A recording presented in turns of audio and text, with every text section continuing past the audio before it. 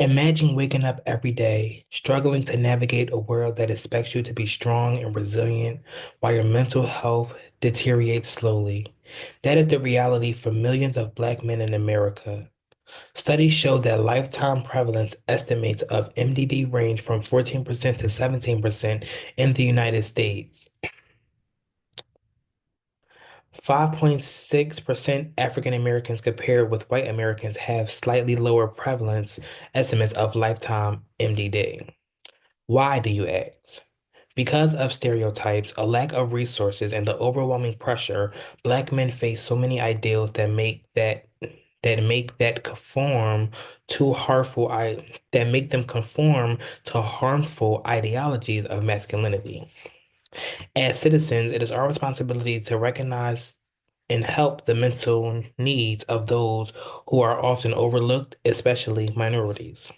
Whether you are a Black man or have someone with Black family members, these conflicts affect the community.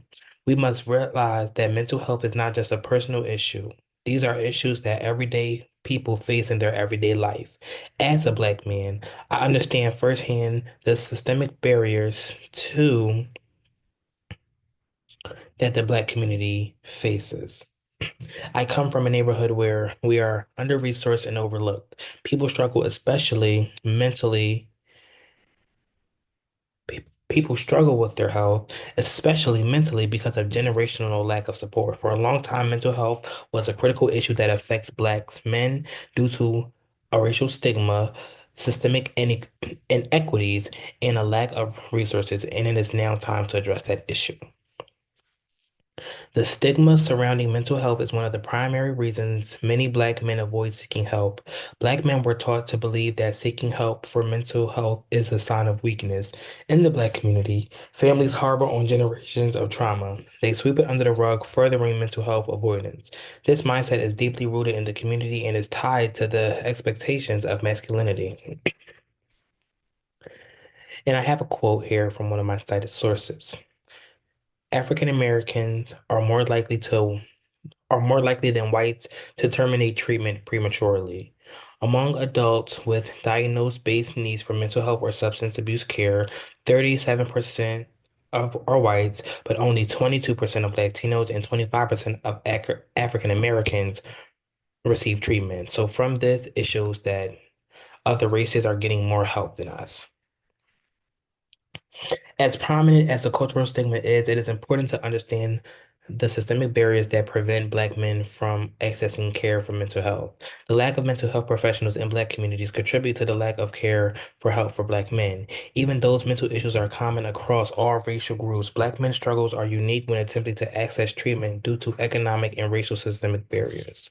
When Black men do seek help and will prefer a same race provider, it can be difficult to find the right fit. Since Blacks make up only 5% of doctoral level psychology workforce and most are women, according to the ABA Center for Workforce Studies. The quote represents how in the mental health field there is an underrepresentation for Black individuals. It is not even, it is not fair to connect someone who cannot relate to your struggles. That's why there should be more Black help, most commonly, those professionals who can relate or have similar situations. In conclusion, Black men are not struggling from mental health by choice. The communities they live in are under-resourced and struggle from poverty. Also, for most Black families, they are generations of trauma and pain that carries on for more than generations. This causes most Black men who are the head of the household to overcome and suppress their emotions. As a community, like I said, we are all responsible for the narrative of Black men receiving mental health. We can help break the stigma by providing access to help and supporting those who need it.